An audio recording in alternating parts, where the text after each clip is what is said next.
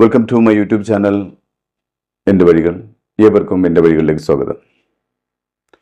ഇനിയും എൻ്റെ channel subscribe ചെയ്യാത്തവർ സബ്സ്ക്രൈബ് ചെയ്യുക. എൻ്റെ വീഡിയോ ഇഷ്ടമായ ലൈക്ക് ചെയ്യുക. വീണ്ടും എൻ്റെ വീഡിയോകൾ ലഭിക്കുന്നതിന് വേണ്ടി ബെല്ലൈക്കൺ അമർത്തുക. വർഷക്കാലമായി ആർത്തുപെയ്യുന്ന മഴയും നനുത്ത കാറ്റും കുളിർ കോരാൻ കുതിക്കാത്തവരുണ്ടാവില്ല. മഴയെ അത്രമേൽ പ്രണയിക്കുന്നവരാണ് മലയാളികൾ. ഇടവപ്പാതിയിൽ പൊട്ടിച്ചിരിച്ച് കുടുങ്ങി വരുന്ന മഴ മലയാളികൾക്ക് നല്ലൊരു കാമുകിയാവാറുണ്ടെങ്കിലും പലപ്പോഴും പലർക്കും അവൾ രക്തം കുടിക്കുന്ന രാക്ഷസിയാവാറുണ്ട്. കേരളത്തിന് ധാരാളം കടൽ തീരങ്ങളുണ്ട്. അവിടങ്ങളിലെല്ലാം വർഷക്കാലങ്ങളിൽ കടലാക്രമണത്തെ ഭയക്കുന്ന ജനങ്ങളുമുണ്ട്. കടൽ ഒരേ സമയത്ത് അവർക്ക് അന്നദാതാവും അന്ധകയുമാവാറുണ്ട്.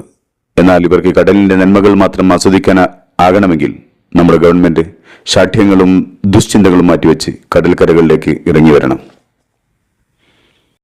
ഓരോ മഴക്കാലവും പെയ്തിരാത്ത ദുരിതങ്ങളുടെ മഴക്കാറുകളാണ് തീരവാസികളുടെ തലക്ക് മുകളിൽ ഉരുണ്ടുകൂടാറുള്ളത്.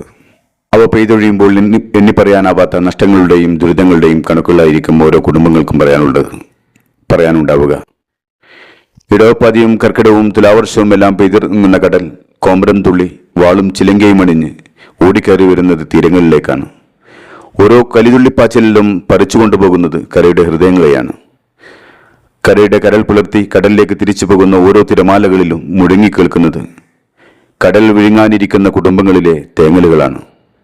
നാം ഓരോ വർഷക്കാലങ്ങളിലും തീരദേശക്കാരുടെ പരിവേദനങ്ങളും അവലാദികളും ആക്രോശങ്ങളും നിറഞ്ഞ വാർത്തകളും ചിത്രങ്ങളും ദൃശ്യമാധ്യമങ്ങളിൽ കാണാറുണ്ട്. ഭരണകർത്താക്കളും രാഷ്ട്രീയ കോമരങ്ങളും ഉദ്യോഗസ്ഥ വൃന്ദങ്ങളും കള്ളക്കഥകൾ പറഞ്ഞും സ്വപ്നങ്ങൾ പകർന്നു നൽകിയും തൽക്കാലത്തേക്ക് അവരുടെ കണ്ണീറൊപ്പി തിരിച്ചു പോകും. ചിലപ്പോൾ ഒരു മാസത്തെ റേഷനരി കൊണ്ടോ കുടുംബത്തിന് 2000 രൂപ നൽകിയോ അവരുടെ പ്രതിഷേധത്തെ ഇല്ലായ്മ ചെയ്യും. വീണ്ടും അടുത്ത വർഷം കഥയുടെ ആവർത്തനം തുടരും. കടലെടുക്കാറായ തീരങ്ങളിലെ ചില വീടുകളിൽ സന്ദർശനം നടത്തിയപ്പോൾ എല്ലായിടത്തും ഒരേ രീതിയിലുള്ള കഥനകഥകളും പ്രതീക്ഷകളും മാത്രമായിരുന്നു. ഒരു വീട്ടമ്മ പറഞ്ഞത് ഇങ്ങനെയാണ്: ഗവൺമെന്റ് ഞങ്ങളോട് 10 ലക്ഷം രൂപയോ ഫ്ലാറ്റോ തരാമെന്ന് പറഞ്ഞു. ഇപ്പോൾ 10 ലക്ഷം രൂപ ഞങ്ങൾക്ക് പാസ്സായിട്ടുണ്ട്. അതുകൊണ്ട് സ്ഥലം വാങ്ങുകയും വീട് വെക്കുകയും വേണം. ഞാൻ ചോദിച്ചു, നിങ്ങൾ എന്തിനാണ് ഇത്രയും കടലിനോട് ചേർന്ന് വീട് വെച്ചതെന്ന്? അവരുടെ ഉത്തരം ഇപ്രകാരമായിരുന്നു: ഞങ്ങൾ വീട് വെക്കുമ്പോൾ കടൽ നോക്കിയാൽ കാണാത്തത്ര ദൂരത്തിലായിരുന്നു. ഓരോ വർഷവും കരയെ കടലെടുത്ത് ഇപ്പോൾ വീട്ടിലേക്ക് കയറി വന്നു. പകൽ മാത്രമേ ഞങ്ങൾ ഇവിടെ ഉണ്ടാവാറുള്ളൂ. രാത്രി കുടുംബ വീടുകളിലേക്ക് മാറി താമസിക്കും. ഇന്നലെ രാത്രിയും വീടിനകത്തേക്ക് വെള്ളം കയറി. ഇതുപോലെയുള്ള കഥകളാണ് ഒട്ടുമിക്ക വീടുകളിലും. ആർക്കും ഫ്ളാറ്റിലേക്ക് പോകാൻ താല്പര്യമില്ല. പരിമിതമെങ്കിലും 10 ലക്ഷം വാങ്ങുന്നത് അകലെയല്ലാതെ ജനിച്ചു വളർന്ന മണ്ണിൽ തന്നെ ഒരു കൂര വെക്കാമെന്ന പ്രതീക്ഷയിലാണ്. 10 ലക്ഷം തീരെ അപര്യാപ്തമാണെന്ന് നമുക്കറിയാം. കാരണം ഇന്ന് നമ്മുടെ ഗവൺമെന്റ് ലക്ഷങ്ങളാണ് കാലിത്തോട്ടുകൾക്ക് വേണ്ടി പോലും ചെലവാക്കുന്നത്.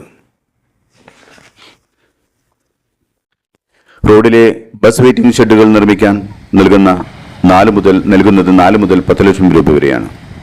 ആ നിലയ്ക്ക് സ്വന്തം വീടും സ്ഥലവും ഉപയോഗിച്ചു പോകുന്നവന് 10 ലക്ഷം രൂപ തീരെ കുറവ് തന്നെയാണ്. ഇനി മറ്റൊന്ന്, ഇപ്പോൾ കടലെടുക്കുന്ന തീരങ്ങളിലെ താമസക്കാരെ മാറ്റിപ്പാർപ്പിക്കുകയോ അധിവസിപ്പിക്കുകയോ ചെയ്തതുകൊണ്ടായോ അതുകൊണ്ട് നമ്മുടെ പ്രകൃതിയെ, നമ്മുടെ തീരങ്ങളെ രക്ഷിക്കാനാവുമോ? ഇല്ല. നമ്മുടെ തീരങ്ങളെ രക്ഷിക്കാൻ ബൃഹത്തായ പദ്ധതികൾ തന്നെ വേണം. 4 കാശിന് വകയില്ലാത്ത ജിയോ ബഗുകളും അലക്ഷ്യമായി നിരത്തിപ്പോകുന്ന പാറക്കഷ്ണങ്ങളും പരിഹാരമാർഗങ്ങളല്ല.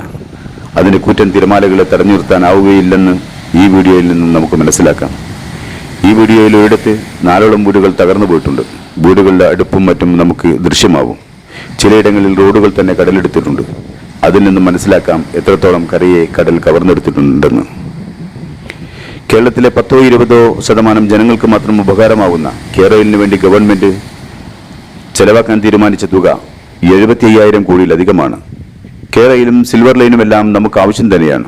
പക്ഷേ അത്യാവശ്യം മാറ്റിവെച്ചിട്ടാവരുത് ആവശ്യത്തിന് പണം ചെലവഴിക്കുന്നത്. ആദ്യം നമ്മുടെ തീരങ്ങൾ സംരക്ഷിക്കപ്പെടട്ടെ, ഒപ്പം തീരദേശക്കാരും. ഒരു രാജ്യം സമ്പന്നമാവുന്നത് രാജ്യത്തെ താഴെക്കെട്ടിലുള്ള ജനങ്ങൾക്ക് പരാതിയില്ലാതാവുമ്പോഴാണ്. അവർക്ക് അപരാധിയും പരിവേദനങ്ങളും ഇല്ലാതാകുമ്പോഴാണ്. ഭരണകർത്താക്കൾ വല്ലപ്പോഴും വാഹനങ്ങളിൽ നിന്ന് ഇറങ്ങി നിലത്തുകൂടെ നടക്കണം. ഭരണകർത്താക്കളിൽ 90% സമ്പന്നരാണ്. പട്ടിണിയുടെ കയ്പും പ്രയാസങ്ങളുടെ പുളിപ്പും ഇപ്പോൾ അറിയാത്തവരാണ്. മുമ്പ് അറിഞ്ഞിട്ടുണ്ടാവാം, ഇപ്പോൾ മറന്നുപോയിട്ടുണ്ടാവും. ഈ വർഷം കടന്നുപോകും. മഴ ഇനിയും കനക്കും. കടൽ ആർത്തിരമ്പി കരയിലേക്ക് കുതിക്കും. കരഞ്ഞും പരാതി പറഞ്ഞ് നമ്മൾ കാലം കഴിക്കും. ഭരിക്കുന്നവർ നമ്മെ ഭരിച്ചുകൊണ്ടേയിരിക്കും.